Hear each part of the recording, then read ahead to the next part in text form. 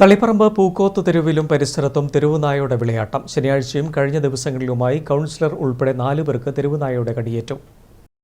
തളിപ്പറമ്പ് നഗരസഭയിലെ 29-ാം വാർഡായ പൂക്കോത്ത് തെരുവിൽ കുട്ടിക്കുന്ന് പറമ്പിന് സമീപത്തെ വീടിന് മുന്നിൽ വെച്ചാണ് വാർഡ് മെമ്പർ കൂടിയായ കെ രമേശിന് തെരുവുനായയുടെ കടിയേറ്റത്. അന്നുതന്നെ രമേശിന്റെ അയൽവാസിയായ എം ആര്യയ്ക്കും കടിയേറ്റു.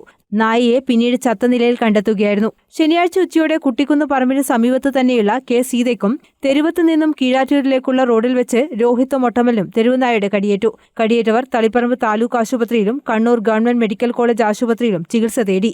തെരുവുനായശല്യം രൂക്ഷമായതോടെ പ്രദേശത്തുള്ളവർ ഭീതിയിലായിരിക്കുകയാണ്. ബന്ധപ്പെട്ടവർ അടിയന്തരമായി ഇടപെട്ട് തെരുവുനായകളെ നിയന്ത്രിക്കാൻ നടപടിയെടുക്കണമെന്ന് വാർഡ് മെമ്പർ കെ രമേശൻ ആവശ്യപ്പെട്ടു. പൂക്കോത്തൂരിൽ കുറച്ച് ദിവസങ്ങളായി തെരുവുനായ ശല്യം വളരെയധികം രൂക്ഷമായിരിക്കുകയാണ്. ഇന്ന് രാവിലെ തന്നെ ഈ സമീപപ്രദേശങ്ങളായിട്ട് 2-3 ആൾക്കാരെ കടിച്ചിരിക്കുകയാണ്. ഏതായാലും ഞാൻ ഇപ്പോൾ മുനിസിപ്പാലിറ്റിയുടെ ഈ റിപ്പോർട്ട് ചെയ്തിട്ടുണ്ട്. സംഭവം വേണ്ട നടപടി എടുക്കാമെന്നുള്ളതാണ് മുനിസിപ്പൽ ചെയർപേഴ്സൺ അടക്കം പറഞ്ഞിട്ടുള്ളത്.